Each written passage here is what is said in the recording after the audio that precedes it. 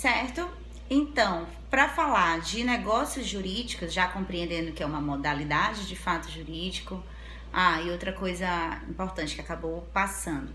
Os fatos humanos, aqueles que dependem da vontade humana, eles são subdivididos antes de nós classificarmos em ato jurídico em sentido estrito e negócio jurídico, eles são subdivididos em atos lícitos ou ilícitos, né? Que por óbvio, os atos lícitos são aqueles que estão de acordo com a legislação e os atos ilícitos aqueles que descumprem a legislação.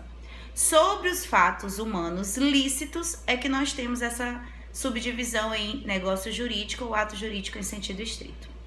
Para falar especificamente sobre os negócios jurídicos, como eu já mencionei, eles são uma manifestação, uma declaração de vontade e procuram premiar, privilegiar, garantir a autonomia da vontade das partes que estão negociando, né, que estão no ato negocial, presume a existência de boa-fé entre essas partes, preza por essa boa-fé, inclusive, e também se preocupa com a função social da propriedade e dos contratos, até mesmo, né? Ou seja, tudo ao fato dos negócios jurídicos poderem ser modulados, trabalhados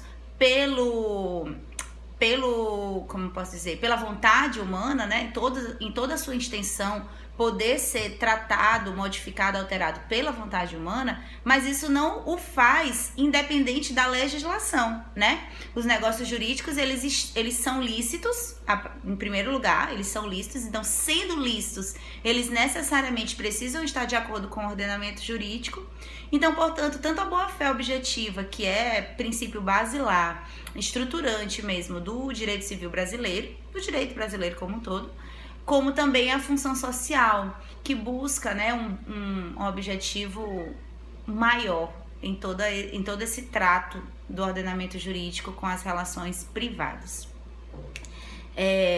Os negócios jurídicos, portanto, eles autodisciplinam seus efeitos, diferentemente do que acontece nos atos jurídicos em sentido estrito, onde os efeitos estão disciplinados por lei e não pela vontade dos contratantes. Então, para falar dos negócios jurídicos, existem algumas teorias. Uma delas é a teoria voluntarista, que fala que o que vale para o negócio jurídico é a vontade real, né? A voluntariedade é o que está na intenção, é o elemento subjetivo. E também temos a teoria da declaração, pela qual o que vale de fato é o que está declarado naquele negócio jurídico. Então, professor, então se eu declaro uma coisa no negócio jurídico, mas na verdade a minha vontade é outra, o que vai prevalecer? Muitas das vezes existe esse conflito, né? O que vai prevalecer, se é a minha vontade real ou se é a declaração de vontade. E nós não temos como escolher uma dessas teorias. O ordenamento jurídico brasileiro não faz uma escolha clara sobre qual das teorias vai ser utilizada, mas utiliza-se da razoabilidade, da proporcionalidade, de outras análises diante de cada caso concreto, para não permitir que o negócio jurídico seja um instrumento de escravidão para o declarante, para o negociante. Ou seja, não é porque eu declarei uma vontade que, portanto, isso vai ser absoluto. Mas também eu não posso relativizar de qualquer modo, a qualquer tempo, de qualquer forma, a minha vontade declarada. E aí, quando a gente falar sobre defeitos do negócio jurídico, nós vamos entender, por exemplo, que quando nós conseguimos demonstrar que houve algum prejuízo na autonomia da vontade, quando de fato aquele negócio jurídico não é produto da minha livre vontade, da minha autonomia de vontade, ele pode ser relativizado e, a depender do caso concreto, até pode ser anulado, certo? Então, a propósito, existem essas duas teorias, a teoria da declaração e a teoria voluntarista. A teoria voluntarista, ela busca garantir a prevalência, garantir que prevaleça a vontade real, enquanto que a teoria da declaração, ela prima por uma priorização do que está declarado.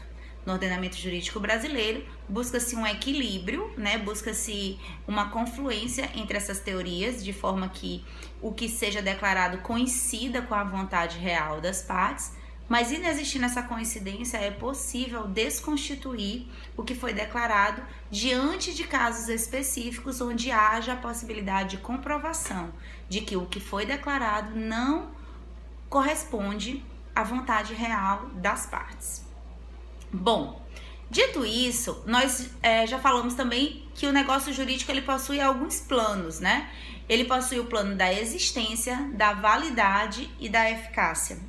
Quando a gente fala do plano da existência, e é o primeiro que deve ser analisado, a gente retoma um pouco daquele raciocínio utilizado para falar sobre os negócios jurídicos enquanto fatos jurídicos. Por quê? Porque, como nós já falamos, fato jurídico é aquele fato que possui uma relevância para o ordenamento jurídico, possui uma relevância para o direito.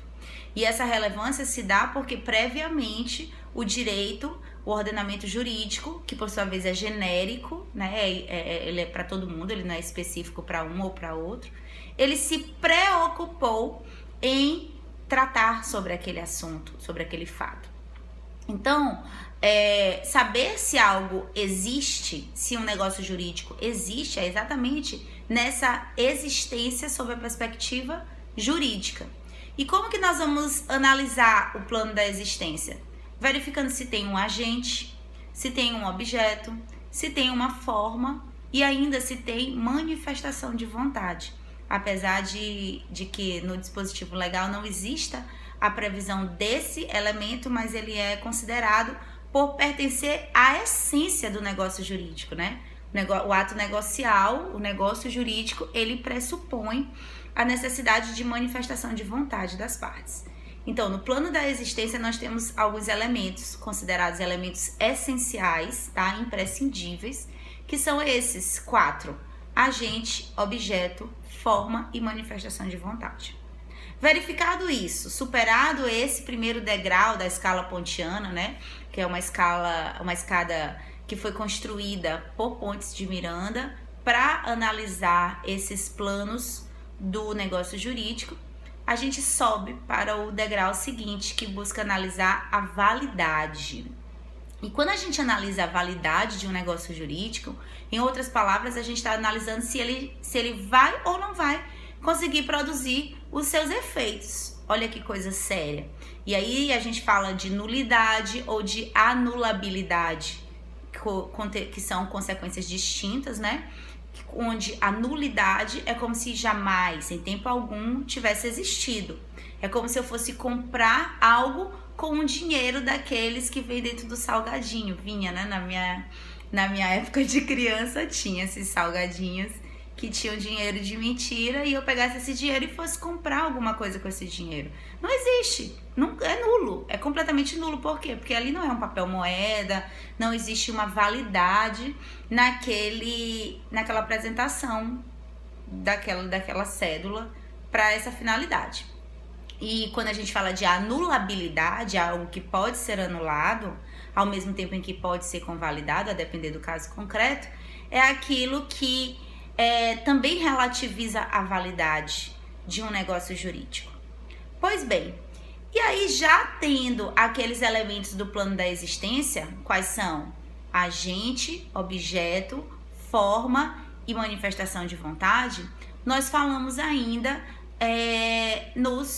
nesses parâmetros, né, nesses aspectos, sob a perspectiva da validade, onde o agente precisa ser capaz, o objeto precisa ser lícito, possível e determinado ou determinável. A forma precisa ser prescrita ou não defesa em lei. E a manifestação de vontade precisa ser livre.